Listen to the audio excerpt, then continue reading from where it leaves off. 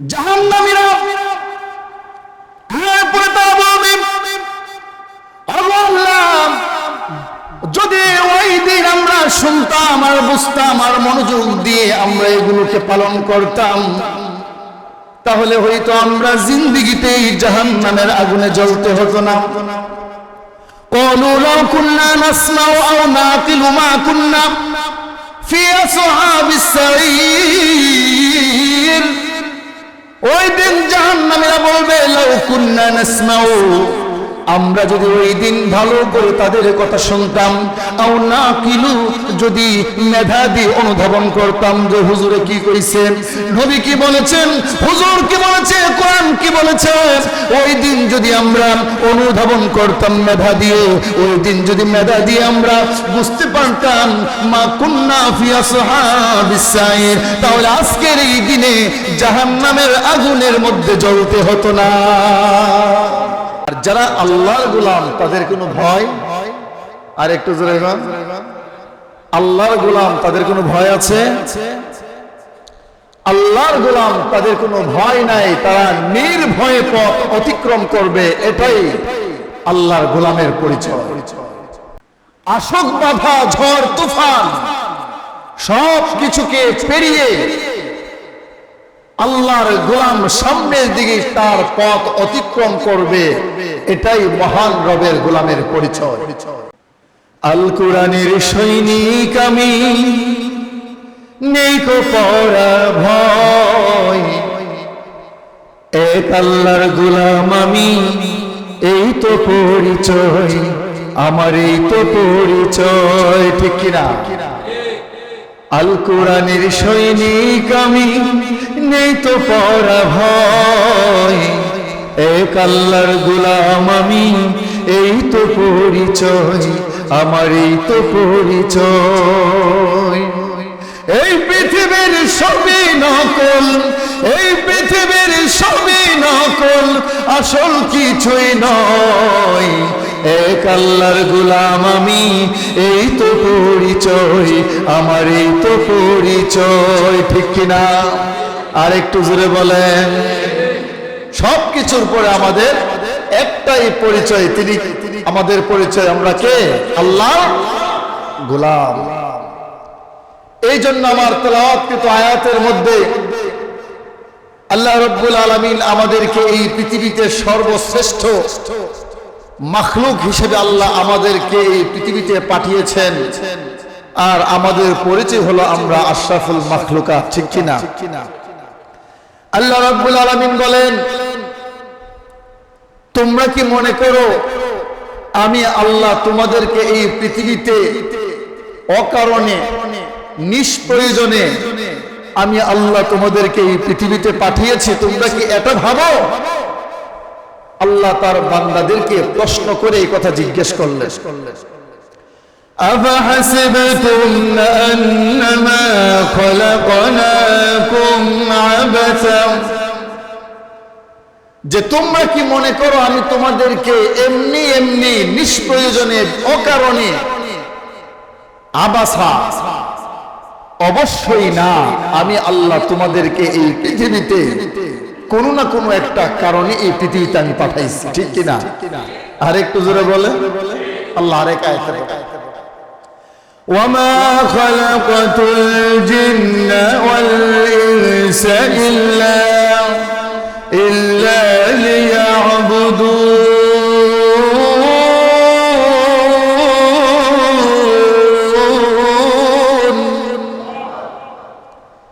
আমি আল্লাহ তোমাদেরকে এই পৃথিবীতে পাঠিয়েছি তোমাদের জীবনের সর্বক্ষেত্রে আমি এক আল্লাহর দাসত্ব ইবাদত করার জন্য, ঠিক কিনা?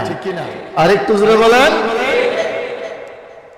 এই যদি হয় তোমার জিন্দেগি, বুট মুড়ি, 3 বেলা ভাত খাওয়া, চা পান বিড়ি সিগারেট, চার দোকানে আড্ডা, মদের দোকানে আড্ডা, জুয়া খেলা, তাস খেলা, মোবাইল টিপাটিপি আর গেম খেলা, নর্তকী ডান্স দেখা, গান বাজনা দেখা, পর্ন ভিডিও দেখা, অশ্লীল ভিডিও দেখা, অশ্লীল দৃশ্য দেখা, নাচ গানে লিপ্ত থাকা, টিভি স্যাটেলাইট ছেড়ে 24 ঘন্টা টিভির সামনে বসে থাকা, এই হায়াওয়ান জন্তু জানোয়ার কুকুরের জিন্দেগির জন্য তোমাদেরকে আল্লাহ এই পৃথিবীতে পাঠায় না, ঠিক কিনা? আর একটু জোরে বলেন। এই যদি হয় তোমাদের নাচ গান ইত্যাদি, এই জন্য আল্লাহ তোমাদেরকে এই পৃথিবীতে পাঠায় নাই। যেমনে মন চা এমনি চলবে, ইবাদত করলে করবে, না করলে নাই। মন চাইলে ইবাদত করবে, মন চাইলে ইবাদত করবে না। মন চাইলে নামাজ পড়বে, মন চাইলে নামাজ পড়বে না। তোমার যেমনে মন চায় এমনি চলবে যদি মনে করো। আল্লাহ আরেক আয়াতের মধ্যে বলেন, ইলাইহি রাজিউন, তোমরা তার দিকেই ফিরে যেতে হবে। কার দিকে? আর একটু জোরে বলেন। আরেক আয়াতে বলেন, ইলাইহিন নুশুর, তোমরা তার কাছে জমাকৃত হবে, জমা হবে। একদিন না একদিন তোমরা তার কাছে জমা হবে। আল্লাহ আরেক আয়াতের মধ্যে বলেন, এমনটা ভেবো না যে তোমরা আমার কাছে আসতে হবে না। এমনটা ভেবো না যে আমার কাছে আসতে হবে না। মন চাইলো উলঙ্গ ডান্স করবা, মন চাইলো ডান্স ক্লাবে গিয়ে ডান্স করবা, মন চাইলো মদ খেয়ে মাতাল হয়ে থাকবা, মন চাইলো ডেকসেট বাজিয়ে অর্ধ উলঙ্গ হয়ে ছেলে মেয়ে অবৈধভাবে ডান্স করবা, মন চাইলো যেমনে মন চা এমনি করবা। কিন্তু মনে রেখো আমার কাছে তোমরা আসতেই হবে, ঠিক কিনা? আরেকটু জোরে বলেন। আল্লাহ আরেক আয়াতে বলেন, ওয়া আন্নাকুম ইলাইনা লা তুরজাউন, তোমরা কি মনে করো আমার কাছে তোমাদের আসতে হবে না? যদি এটা তোমরা ভেবে থাকো তাহলে তোমাদের জীবনের সবচেয়ে বড় বোকামি আর ভুল, ঠিক কিনা? আর একটু জোরে বলেন। তোমরা মনে করো না যে আমার কাছে তোমরা আসতে হবে না। ওয়া আন্নাকুম ইলাইনা লা তুরজাউন, আমার কাছে তোমরা আসতেই হবে, আসতে হবে না এমনটা কোশ্চিন কালো তোমরা চিন্তা ভাবনা করো না, ঠিক না? আমাদের 24 ঘন্টার প্রত্যেকটা সেকেন্ড, প্রত্যেকটা মিনিট, প্রত্যেকটা ঘন্টা, প্রত্যেকটা দিন, প্রত্যেকটা সপ্তাহ, প্রত্যেকটা মাস, প্রত্যেকটা বছর যাচ্ছে আর আমরা আল্লাহর দিকে যাচ্ছি, ঠিক কিনা? একটু জোরে বলেন। প্রতিদিন সূর্য ওঠার পরে এই দিন প্রত্যেকটা মানুষের নাম ধরে ধরে ডেকে ডেকে বলে, ও দুনিয়ার মানুষ, আমি আজকের এই দিন আর কোনোদিন তোমরা পাবে না। সুতরাং আমার এই দিনটাকে ডেকসেট বাজায়া আর গান বাজনা উলঙ্গ হয়ে নেচে গে আমার এই দিনটা তোমরা নষ্ট করো না, ঠিক না? যেই দিন গতকালকে চলে গিয়েছে সেই দিন আমরা জীবনে আর পাবো? আজকে যে জুমা চলে গেলে আর পাবো কোনোদিন? সামনের জুমা আসবে, তো সামনের জুমাতে কি এই জুমার তারিখ থাকবে? একই তারিখ থাকবে? 2023 সালে যে জুমা পড়েছিলাম এই জুমা এখনো আছে না চলে গেছে? 24 সালের জুমা কি 25 সালে থাকবে? থাকবে না। যুগে যুগে আল্লাহ রাব্বুল আলামিন এই পৃথিবীতে লাখের উপর নবী রাসূল পাঠিয়েছেন। নবী রাসূল যুগে যুগে এই পৃথিবীতে লাখের উপর পাঠিয়েছেন। শতের উপর কিতাব আল্লাহ এই পৃথিবীতে দিয়েছেন। প্রত্যেক নবীর একটাই মেসেজ, একটাই বার্তা ছিলেন, ইয়া কওমি ইবুদুল্লাহ মা লাকুম মিন ইলাহিন গায়রু। ও আমার জাতি, আমার কওম, ও আমার উম্মতেরা, তোমরা এক আল্লাহর একাত্মবাদের স্বীকৃতি দিয়ে বিশ্বাস অর্জন করে এক আল্লাহর ইবাদত করো, গায়রুল্লাহর ইবাদত বাদ দিয়ে, ঠিক কিনা? আর একটু জোরে গান, এক আল্লাহর ইবাদত করো, গায়রুল্লাহর ইবাদত বাদ দাও। সমস্ত নবীদের একটাই দাওয়াত ছিল, এক আল্লাহর ইবাদত করার কথা। প্রত্যেক নবী রাসূল এই পৃথিবীতে এসে এসে এই কথাটাই বলেছে, কিন্তু আমরা এই কথাগুলো মানি নাই, ঠিক কিনা? আর একটু জোরে বলেন। নবী রাসূলরা যখন কোরআন তেলাওয়াত করত তখন কাফেররা কানের মধ্যে এইভাবে আঙ্গুল দিয়ে রাখতো যাতে নবীর তেলাওয়াত না শুনলে তো হেদায়েত হয়ে যাবে। আল্লাহ কোরআনে বলেন, ইযা তুতলা আলাইহি আয়াতুনা ওয়াল্লা মুস্তাকবিরা কাআন লাম ইয়াসমা'হা কাআন্না ফি উযুনাইহি ওয়াকরা فبشره بعذاب أليم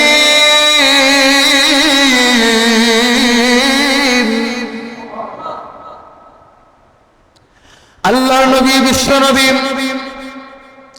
রাহমাতুল লিল আলামিন যখন কোরআন তেলাওয়াত করতেন, ইযা তুতলা আলাইহি আয়াতুনা ওয়াল্লা মুস্তাকবিরা, যখন আল্লাহর নবী কোরআন তেলাওয়াত করত আমরা তখন অহংকার চিত্তে আর ভঙ্গ ভরে আমরা পিছন দিকে ফিরে যাইতাম।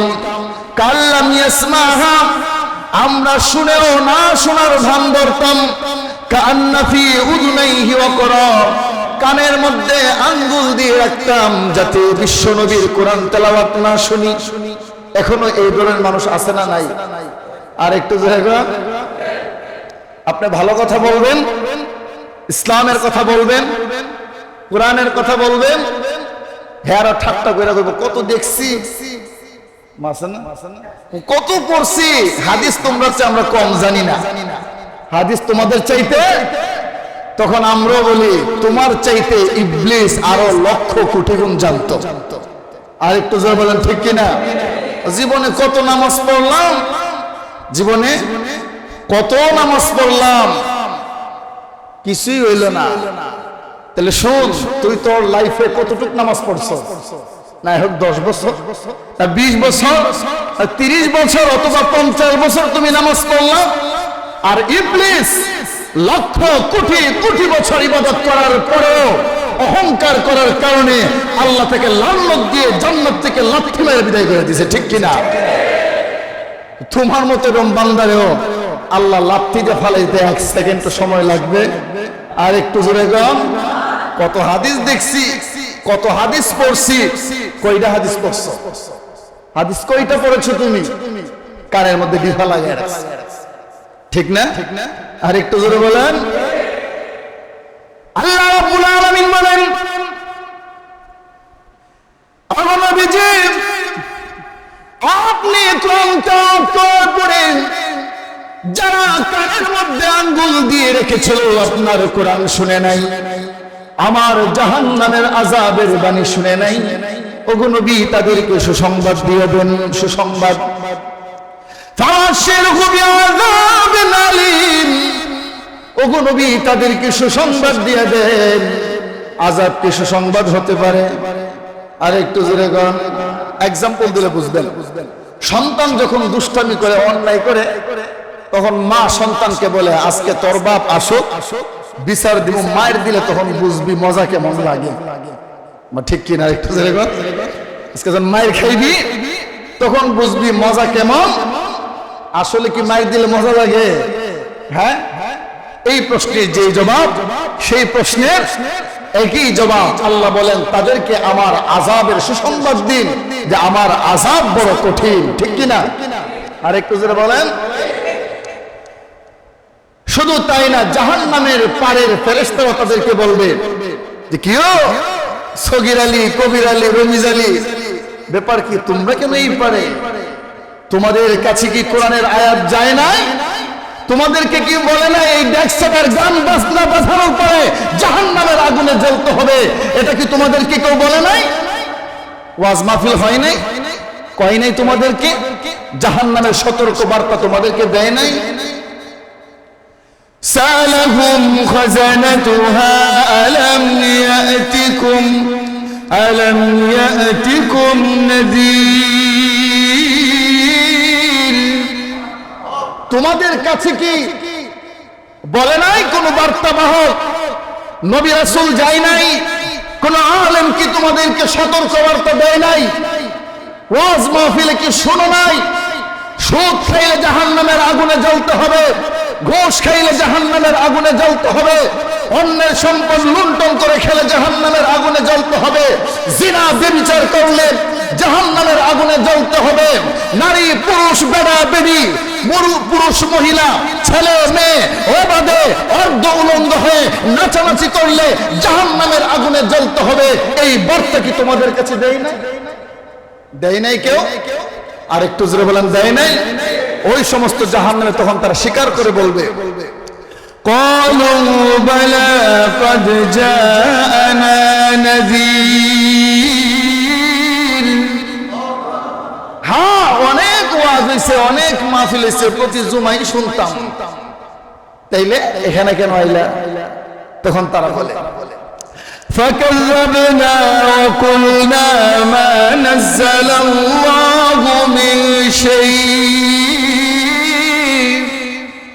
আমরা অস্বীকার করতাম আর বলতাম মোল্লারা এরকম কথা কইবই ঠিক না আরে রাখেন আপনার ইসলাম আপনার জায়গায় গান শুনলাম আপনার ইসলাম রাখেন আপনার পকেটের ভিতরে এরকম কত ইসলাম দেখলাম আর হ্যাঁ দেখলাম কত ইসলাম দেখলাম কত ওয়াজ শুনলাম মন যেমনে সেমনে করুন আপনার তাতে কি আমি বলবো তোমার মতো গাদ্দার এই পৃথিবীতে আর একটাও হতে পারে না তুমি তো মিয়া গাদ্দার তুমি তো একটা গাদ্দার কারণ তুমি দুনিয়ার মানুষের সঙ্গে গাদ্দারি করলে না একমাত্র আল্লাহর সঙ্গে গাদ্দারি করলে আল্লাহ তো তোমাকে পাঠাইছিল তার ইবাদত করার জন্য তুমি যে ইবাদত না করে অশ্লীল কাজে লিপ্ত হইলা এটা কি তুমি গাদ্দারি করলা না এটা কি গাদ্দারি না আপনি এটাকে কি বলবেন এটা কি গাদ্দারি না তোমাকে তো আমি পাঠাইছিলাম এই পৃথিবীতে আমার দাসত্ব করার জন্য আমার গোলামি করার জন্য আমার ইবাদত করার জন্য আর মিয়া তুমি নামাজ রোজা সব বাদ দিয়া নামাজ রোজা বাদ দিয়া তুমি অশ্লীল কাজে নিজেকে এমন ভাবে আবদ্ধ করেছো তুমি তো নিজে অশ্লীল কাজ করো তোমার স্ত্রীকে দিয়ে তুমি অশ্লীল কাজ করাচ্ছ তোমার সন্তান তোমার স্ত্রী অবাধে টিভি স্যাটেলাইট ছেড়ে দিয়ে অশ্লীল নাচ গান দেখতেছে ঠিক না তুমি শাসন করতে পারছো না তুমি নিজেও সেখানে লিপ্ত তোমার ঘরের মধ্যে টিভি চলে তোমার ঘরের মধ্যে হিন্দি ফিল্ম চলতেছে তোমার ঘরের মধ্যে তোমার স্ত্রী তোমার সন্তানরা একসাথে বসে অশ্লীল ডান্স দেখতেছে ঠিক না আরেকটু জোরে বলেন দেখতেছে তোমার সন্তান তোমার ছেলের বিয়ের মধ্যে তুমি গান বাজনা বাজাও তুমি তোমার মেয়ের বিয়ের মধ্যে তুমি গান বাজনা বাজাও তোমার বাড়িতে যখন অনুষ্ঠান হয় তোমার বাড়ির অনুষ্ঠানে গান বাজনার আওয়াজে ডেস্ক সেটের আওয়াজে রাস্তার কুত্তা পর্যন্ত শান্তিতে দাঁড়ায় থাকতে পারে না মিয়া তুমি গান বাজনা বাজাইলা অথচ তুমি একবার চিন্তা করলা না যিনি তোমাকে এত ভালোবাসা দিয়ে এই পৃথিবীতে পাঠাইলো তোমার তো উচিত ছিল তিনাকে একবার ডরানোর ভয় পাওয়ার কথা ঠিক না তোমার তো একবার ভয় পাওয়ার দরকার ছিল মিয়া তোমার এই 40, 50, 60 বছরের জিন্দেগিতে এই যেভাবে বিড়ি খাইলা কি মজা পাইলা এই বিড়ির মধ্যে তোমার এই বিবেক তোমার দিমাগ কোথায় গিয়ে দাঁড়ালো 60 বছরের জিন্দেগি তোমার ন্যূনতম বিবেক দিয়ে কি একবার চিন্তা করা দরকার ছিল না আমি যে এই বিড়িটা খাইতেছি আসলে কি এটা আমার জন্য ঠিক হচ্ছে কিনা একবার কি চিন্তা করার দরকার ছিল বিবেক বুদ্ধির কাছে প্রশ্ন করেন আপনি একবার প্রশ্ন করে জিজ্ঞেস করেন বিবেকের কাছে 60 বছরের জিন্দেগিতে একবার কি তোমার বিবেকে নাড়া দিল না যে তুমি যে এত অশ্লীল কাজগুলো তুমি তোমার দ্বারা হচ্ছে তোমার বিবেক কি একবার নাড়া দিল না তুমি তো মানুষ মুসলমান তো পরে তুমি তো মানুষ হয়ে কিভাবে হায়াওয়ানের মতো তুমি কাজ করো ঠিক না তোমার তো একবার চিন্তা করার দরকার তুমি তো মানুষ তোমার তো সবচেয়ে বড় পরিচয় তুমি মানুষ তোমার ভিতরে তো মনুষ্যত্ব থাকা দরকার ছিল যে আমি মানুষ হয়ে কেমনে আমার দ্বারা অন্য মানুষগুলো কষ্ট পায় এটা তো তোমার চিন্তা করার দরকার ছিল না আর একটু জোরে বলেন চিন্তা করার দরকার ছিল কিনা কিন্তু কোথায় আমাদের চিন্তা কোথায় আমাদের ফিকির আমাদের ভাবনা আমাদের ধারণা সবগুলো খসে পায়ের নিচে পড়ে গেছে খুঁজেও পাই না ঠিক না ভাই এগুলা ঠিক না আপনি চিন্তা করেন একাকি চিন্তা করেন একবার চিন্তা করেন আল্লাহ রাসূল সাল্লাল্লাহু আলাইহি সাল্লাম হাদিসের মধ্যে বলেন বুখারীর হাদিস যে গান শুনে মজা পাইলো কি পাইলো কথা বলেন যে গান শুনে মজা পাইলো কি কইলো রে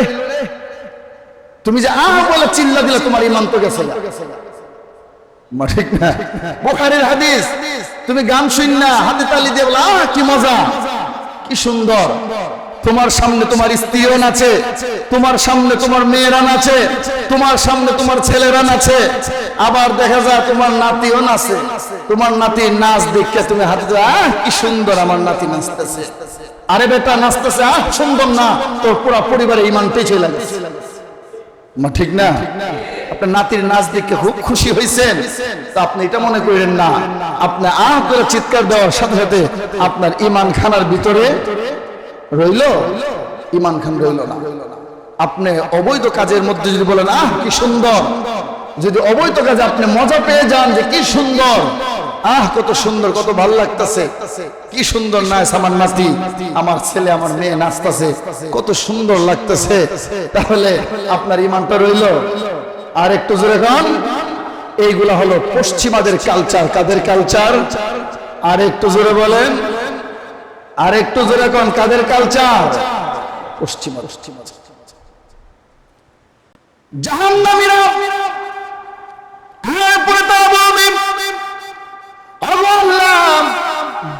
যদি ওই দিন আমরা শুনতাম আর বুঝতাম আর মনোযোগ দিয়ে আমরা এগুলোকে পালন করতাম, তাহলে হয়তো আমরা জিন্দেগিতেই জাহান্নামের আগুনে জ্বলতে হতো না। قالوا لو كنا نسمع أو نعقل ما كنا في أصحاب السعير।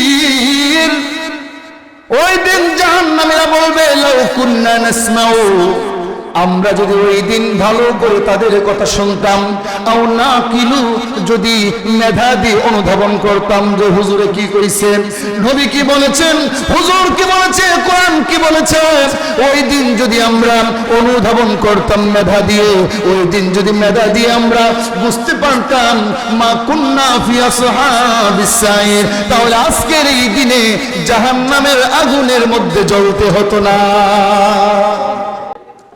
এবার জাহান্নামীরা আল্লাহর কাছে বলবে, জাহান্নামীরা আল্লাহর কাছে বলবে, ওগো আল্লাহ, আমরা জাহান্নামের আযাব দেখেছি, এবার দুনিয়ার জমিনে পাঠান, এবার দুনিয়ার জমিনে পাঠাই দেন। আল্লাহ বলেন গিয়া কি করবা? রব্বানা আবসারনা ওয়া সামি'না ফারজি'না না'মাল সালিহান।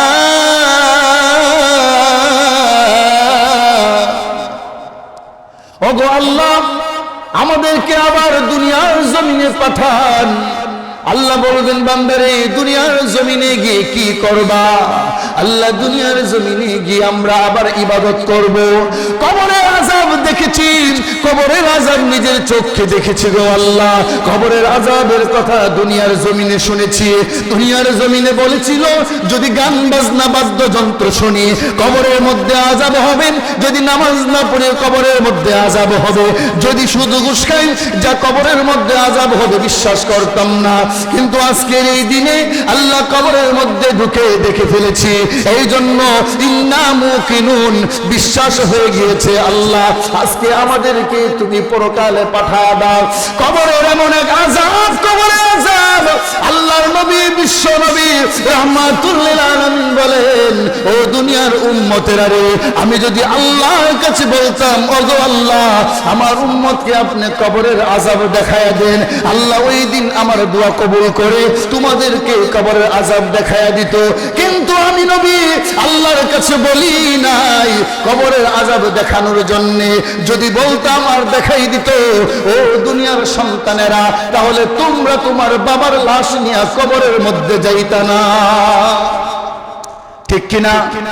তোমরা তোমাদের বাবার লাশ নিয়ে কবরে যাইতা না, তোমার মার লাশ নিয়ে তোমরা কবরে যাইতা না, যে কবরের এত ভয়াবহ আযাব। সেই মক্কার জান্নাতুল বাকিতে যদি আপনি আরব কান্ট্রিগুলোতে কবরগুলো দেখেন বুঝাই যাবে না এখানে যে কবর আছে। আর বাংলাদেশের কবরগুলো তো আজকাল এমন কবর, এমন উঁচু করে পাকা করে এটাকে বাসরঘর বানাই নিস, ঠিক কিনা? আর একটু জোরে কম, মাজারের নামে যে একটা ভণ্ডামি আর বাটপারি চলতেছে বাংলাদেশে, ঠিক না? এই কবরগুলোকে পাকা করতে করতে এমন উঁচু লেভেল করেছে, এমন ভাবে লাইটিং দিয়ে সাজাইছে, এই যে কবরের মধ্যে মোমবাতি দিলা কি লাভ হইল? লাভ হইছে? মোমবাতি যে জ্বললো এই কবরের ভিতরে কি মোমের আলো গেছে? আর একটু জোরে কোন, তোমার কি লাভ হইল আর কবরের ভিতরের ব্যক্তির কি লাভ হইল? আল্লাহ রাসূলকে সাল্লাল্লাহু আলাইহি ওয়াসাল্লাম জিজ্ঞেস করলেন সবচেয়ে উত্তম দান কোনটা? আল্লাহ রাসূল সাল্লাল্লাহু আলাইহি ওয়াসাল্লাম বলেন যে তুমি যেটা খাইছো সেটাই সবচেয়ে উত্তম দান। সুবহানাল্লাহ পড়বেন না?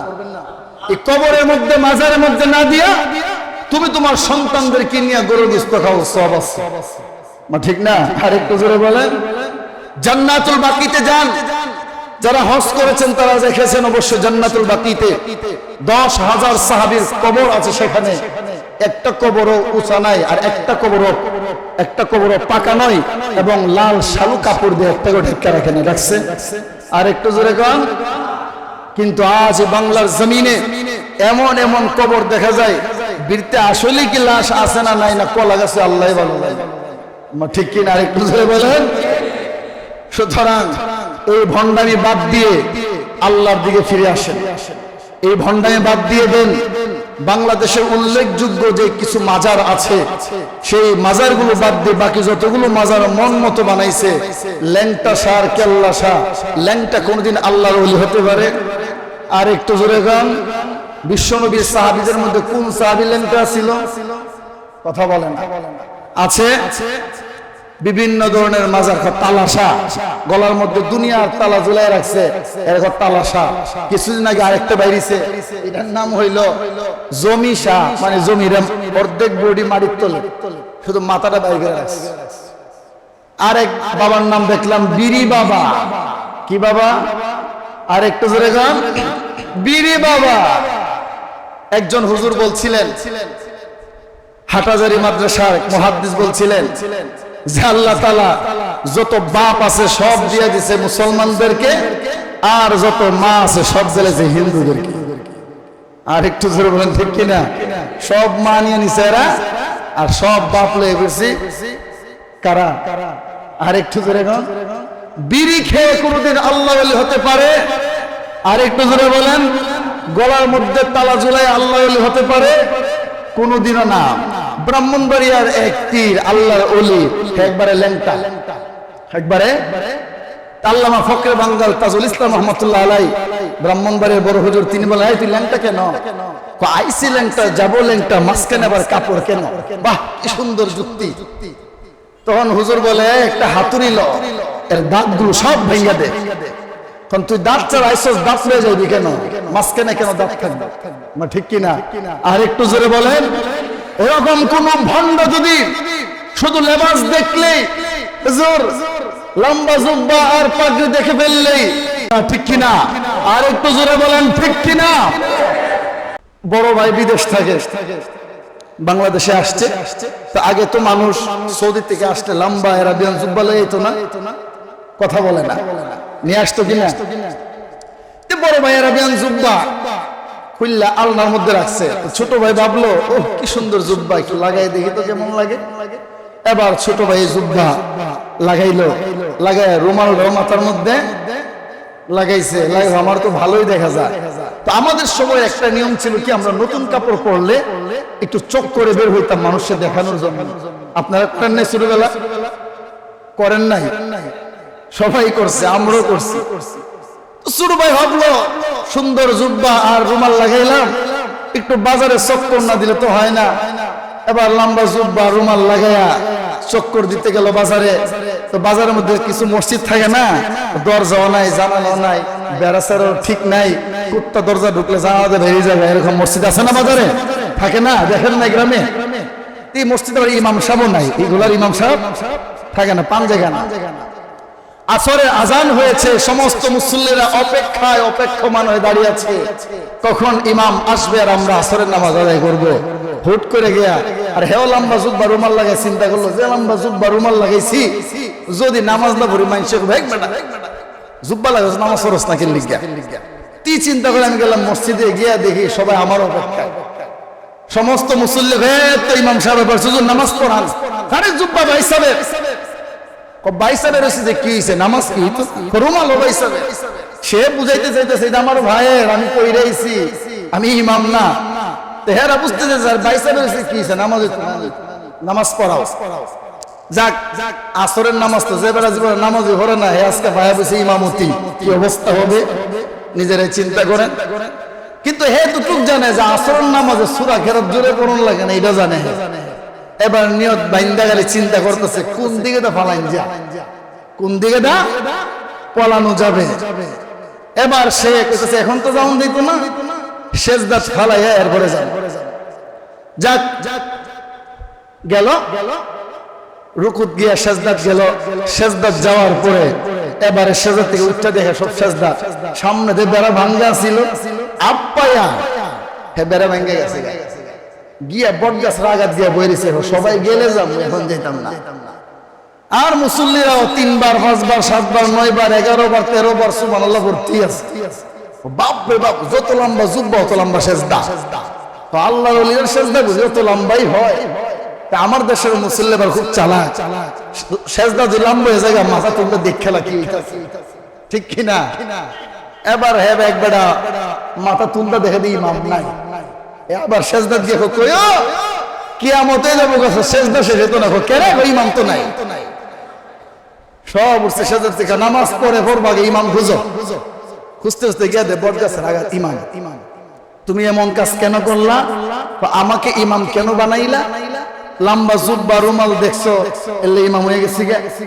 একবার কি জাস্টিফাই করবা না, যাচাই করবা না আমি আদৌ কি কোরআন জানি কিনা, আদৌ কি ইসলাম সম্পর্কে জানি কিনা। ঠিক তেমনি ভাবে আজকে আমাদের সমাজে নেবাজদের কিছু লম্বা জুব্বা আর দাড়ি আর সুন্দর চেহারা রুমাল লাগায়া ভাবে আর খানকার মধ্যে বলে তোমাদের গাছের জাম্বুরা ফল ফুল যা আছে সব আমার কাছে এনে দাও, আর তোমাদের হাসর নাসর ফুলছিলা সব আমি ভাই করে দিয়ে দেব। ঠিক কিনা? আর একটু জোরে বলেন, এই ভণ্ডদের থেকে আমাদের ঈমানকে বাঁচাতে হবে কিনা? আর একটু জোরে গান।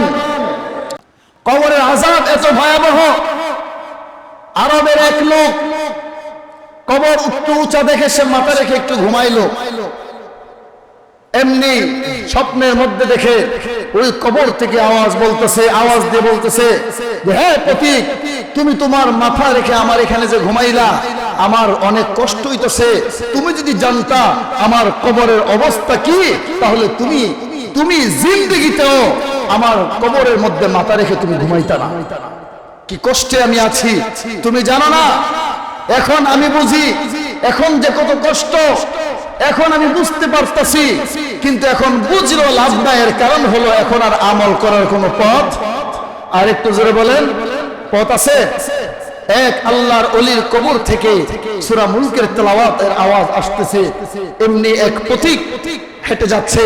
এবার পথিক বলতেছে, পথিক কোরআন তেলাওয়াতের আওয়াজ শুনে সুবহানাল্লাহ চিৎকার করে বলল। এবার কবর থেকে আল্লাহর ওলি বলতেছে হে পথিক, আমি আজকে একদিন 2 দিন নয়, আমি এই কবরের মধ্যে 5000 বার খতম করেছি এই কোরআন, আমার 5000 বার খতম আমি তোমাকে দিয়ে দেই, তোমার একবার সুবহানাল্লাহ আমাকে দিয়ে দাও। আর একটু জোরে কোন হ্যাঁ পথিক, কিয়ামত পর্যন্ত যদি আমি আল্লাহর কোরআন তেলাওয়াত করি রে, কিন্তু তোমার একবার সুবহানাল্লাহর পরিমাণ সওয়াবের সমান হবে না।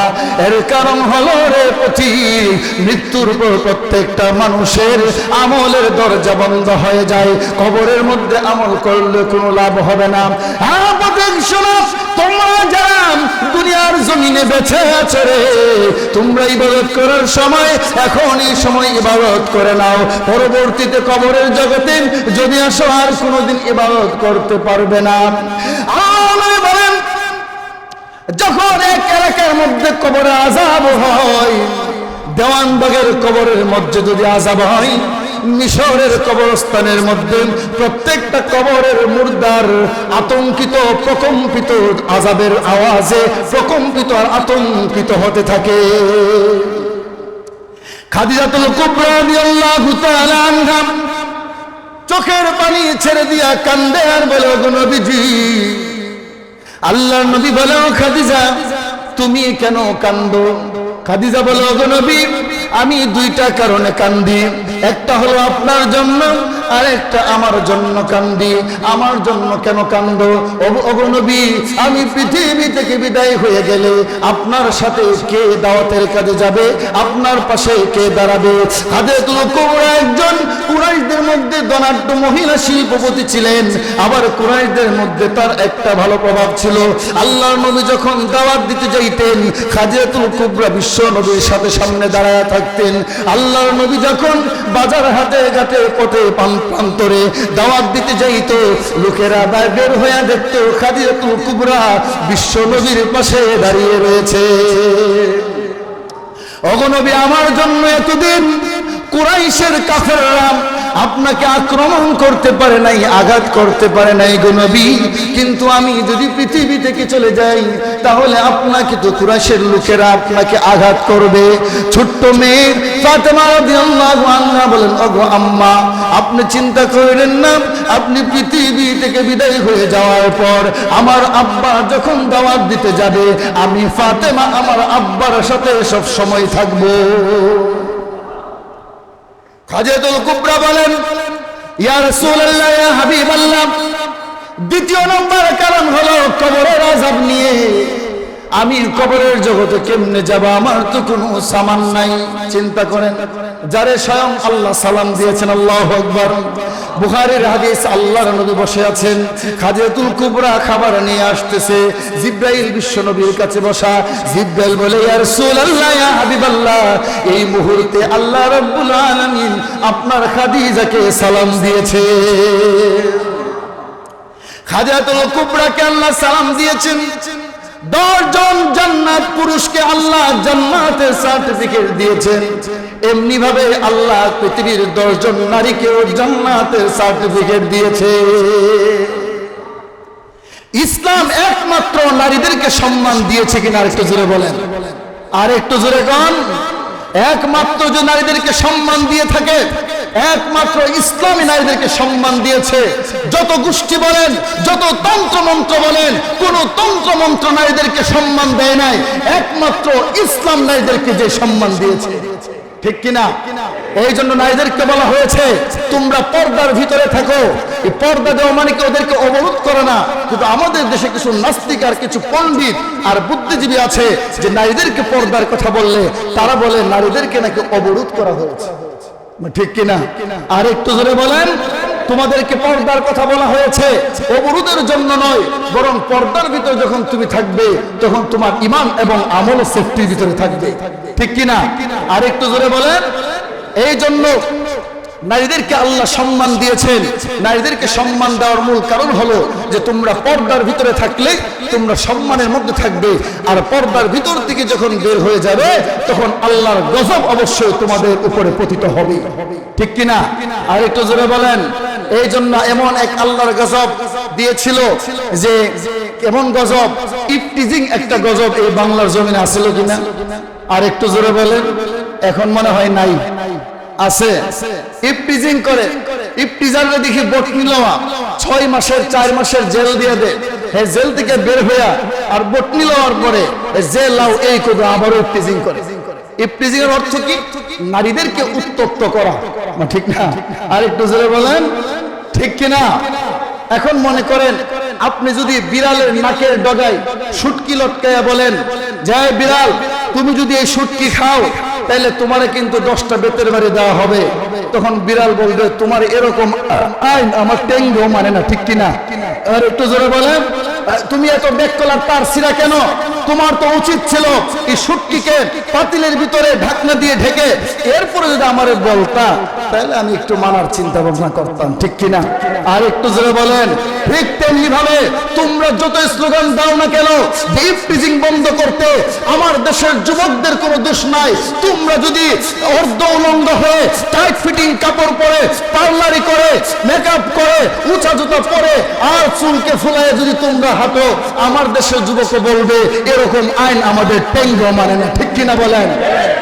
সুতরাং তোমরা আগে পর্দার ভিতরে আসো, এরপরে যুবকদেরকে বলবা যে আমরা ইফটিজিং করলে আমাদের শাস্তি হবে। সুতরাং পর্দা ছাড়া ইফটিজিং বন্ধ হবে। আর একটু জোরে বলেন। পর্দা ছাড়া ইফটিজিং বন্ধ হবে না। আর পর্দা যখন নষ্ট হয়ে যায় তখন একটা তখন একটা কন্যা সন্তানকে বিবাহ দিতে অনেক কষ্ট হয়ে দাঁড়ায়, ঠিক কিনা? আর একটু জোরে বলেন, যখন গার্লফ্রেন্ড বয়ফ্রেন্ড এইভাবে যখন নারী পুরুষ ছেলে মেয়ে ওভাবে যখন চলাফেরা করে, বাগানে হাটে বাগানে বিভিন্ন জায়গায় ঘোরাফেরা করে, তখন সমাজ থেকে আস্তে আস্তে বিবাহ উঠে যায়, ঠিক না? আর একটু জোরে বলেন, এক ভার্সিটির দেওয়ালের মধ্যে লেখা, হে কুমার তুমি বিয়েতে রাজি হও না কেন?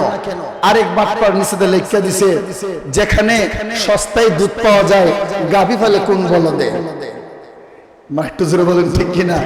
বুঝছেন কিনা? যেখানে সস্তায় দুধ পায়, দুধ পাইলে এত টাকা দা গায়ে না গাভী পাইলা গোবর ফলাও, ঘাস খাওয়াও, ভুসি খাওয়াও, এত কষ্ট করার কি দরকার? অল্প টাকায় তো দুধই পাওয়া যাইতেছে, ঠিক কিনা? আর একটু জোরে বলেন, যেখানে ছেলে মেয়ে অবাধে মেলামেশা করতে পারতেছে, বিয়ের প্রয়োজন হয় না, যেখানে যেমনি মন চায় এমনি নাচ গান করতে পারে, একসাথে ডলাডলি করতে পারে, মেলামেশা করতে পারে, সুতরাং এই সমাজে বিয়েরও কোনো দরকার নাই, ঠিক কিনা? আর একটু জোরে বলেন, এমন ভাবে কলা চুলায় রাখছে, এক বেড়া বাজারে কলা বিক্রি করে, কি করে? কলা। তে চিন্তা করলো, কলা যদি চুলায় বিক্রি করে কোনো তাড়াতাড়ি শেষ হয়ে যাবে, এবার হ্যাঁ কলা চুলাইয়া বাজারে নিয়ে বসছে। তে মানুষ কলা এই চুলায় কলা কেউ খাইব জীবনে? কিছুক্ষণ পরে দেখে মাছি এসা বনবন বনবন করে, মাছিও সাধারণ মাছি না, বাথরুমে যে থাকে এক ধরনের মাছি মোড়া মোড়া, এই মাছে ব্যান ব্যান করতেছে। যাক, সন্ধ্যার দিকে যখন কলা যেদিকে ফালাইতে যায়, লাড়ি লেখা রয়েছে, এক পচা কলা দিতে ফালাইস না, পিঠা দিন। তখন সে কলা মাথার মধ্যে নিয়ে এবার সে গান গাইতেছে, বলবো? আর একটু জোরে বলেন, এবার সে গান গা, ও ভাই কে আছো আমার কলার খরিদ্দার, ও ভাই কে আছো আমার কলার খরিদ্দার, কলার পিছনে 1 টাকা করে পুরস্কার। এবার আমরা ছোটবাগের বীজের মধ্যে দুই যুবক দাঁড়াই রয়েছে, এবার যুবক মনে মনে ভাবতেছে, কলা খাওয়ার তোর ইচ্ছা নাই, পচা কলা, যাক 8টা কলা দুইজনে মিলে নিলে 8 টাকা পামো, কলা দিলটা ফেলাই দেবো এই খালের মধ্যে, 4 টাকা 4 টাকা করে ভাগ করে আমরা নিয়ে নেব। এবার আমার প্রশ্ন হলো, এরা কি কলার আকর্ষণে নিল নাকি টাকার লোভে নিল? আর একটু জোরে বলেন, কলার আকর্ষণ নাকি টাকার লোভে? এবার যেই মেয়ে অশ্লীল ভাবে চলাফেরা করেছে, পর্দা নাই, হেজাব নাই, কোনো কিছু নাই, যেমনে মন চায় এমনি পুরুষের কাছে চলাফেরা করেছে, সোয়াব করেছে, এরকম করার পরে যখন বিয়ে দিতে পারে না, তখন বাবাও তার মেয়েকে মাথায় নিয়ে তখন ঘুরে আর বলে, ও ভাই কে আছো আমার মেয়ের খরিদ্দার, আমার মেয়ের পিছনে একটা হুন্ডা পুরস্কার। কথা বলেন, ও ভাই কে আছো আমার মেয়ের খরিদ্দার, আমার মেয়ের পিছনে 30 পুরস্কার, ঠিক কিনা? এবার যুবক বলে, বিয়ে করার ইচ্ছা আছে না, যেহেতু একটা হুন্ডা পাবো, কইলাই বিয়ে করার ইচ্ছা ছিল না, যেহেতু একটা হুন্ডা পাবো বিয়েটা কইলাই। এবার আমার প্রশ্ন হলো, এই যুবক কি মেয়ের আকর্ষণে বিয়ে করলো নাকি হুন্ডার আকর্ষণ? আর একটু জোরে বলেন, এর কাছে বইয়ের মূল্য নাই, মূল্য কিসের? আর একটু জোরে বলেন, ঠিক তেমনি ভাবে নারী পুরুষ ছেলে মেয়ে অবাধে যখন চলাফেরা করবে, পর্দা থাকবে না, হেজাব থাকবে না, পার্টিশন থাকবে না, তখন এই সমাজ থেকেও বিয়ে উঠে যাবে, তখন বাবারাও লজ্জিত হবে সমাজের কাছে, মেয়েদেরকে নিয়ে তখন ফিরিয়ে দিয়ে ছাড়া আর কিচ্ছু থাকবে না, ঠিক কিনা বলেন? আর একটু জোরে বলেন। এই জন্য আল্লাহ রাব্বুল আলামিন আমার তেলাওয়াতকৃত আয়াতের মধ্যে বলেন, আফা হাসিবতুম আন্নামা খালাকনাকুম আবাসা ওয়া আন্নাকুম ইলাইনা লা তুরজাউন। ও দুনিয়ার মানুষ, আমি তোমাদেরকে এমনি এমনি সৃষ্টি করি নাই, আমি তোমাদেরকে সৃষ্টি করার একটা অবশ্যই উদ্দেশ্য আছে, আর সেই উদ্দেশ্য হলো তোমরা আমি আল্লাহর ইবাদত করবে, ঠিক কিনা? আর একটু জোরে বলেন, তোমরা আমি আল্লাহর ইবাদত করবে। সুতরাং তোমাদের জীবনের সর্বক্ষেত্রে, জীবনের সব কিছু বিসর্জন দিয়ে একমাত্র আমি আল্লাহর ইবাদত করতে হবে। আমি আল্লাহর ইবাদত ছাড়া আর কোন রাস্তা। আর একটু জোরে বলেন। সূরা লুকমানের 6 নম্বর আয়াতের তাফসীরের মধ্যে এসেছেন, গান বাজনার কারণে যদি কোনো সন্তানকে বাবা সাপোর্ট করে গানের জন্য, এর জন্য কিয়ামতের দিন বাবা আসামির কাঠগড়ায় ধরে জাহান্নামের আগুনে জ্বলতে হবে। আমি বানানো কথা বলছি না, আল্লাহর কোরআন সাক্ষী। আল্লাহর কোরআনে বলছে ইযা যুলজিলাতিল আরদু জিলজালাহা ওয়া আখরাজাতিল আরদু আসকালাহা ওয়া ক্বালাল ইনসানু মা লাহা বিআন্না রাব্বাকা আওহা লাহা ইয়াওমাইযিন তুহাদ্দিসু আখবারাহা বিআন্না রাব্বাকা আওহা লাহা। আপনি জমিনের উপর দাঁড়িয়ে জিনা করতেছেন, জমিনের উপর দাঁড়িয়ে দর্শন করতেছেন, জমিনের উপর দাঁড়িয়ে আপনি অবাধে গান বাজনা করতেছেন, জমিন আপনাকে কিছুই বলে না। এর কারণ হলো আল্লাহ জমিনকে নিষেধ করে বলেছেন হুয়াল্লাযী জাআলা লাকুমুল আরদা যালুলান ফামশু ফি মানাকিবিহা। আমি জমিনকে তোমাদের জন্য বিছানা বানায় দিলাম। আর জমিনকে আমি আল্লাহ বলেছি, হে জমিন সাবধান, আমার বান্দা জমিনের মধ্যে দাঁড়িয়ে ঘুষ খাবে, জমিনের মধ্যে দাঁড়িয়ে সুদ খাবে, জমিনের মধ্যে দাঁড়িয়ে গালিগালাজ করবে, জমিনের মধ্যে দাঁড়িয়ে ডেক্সেট বাজায় গান বাজনা করবে, জমিনের মধ্যে দাঁড়িয়ে উল্টা পাল্টা কাজ করবে, কিন্তু সাবধান তুই কোনো কথা বলবি না। ঠিক কিনা? আর একটু জোরে বলেন।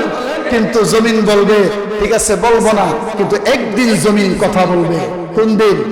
আর একটু জোরে বলেন। ইয়াউমাইযিন তুহাদ্দিসু আখবারাহা।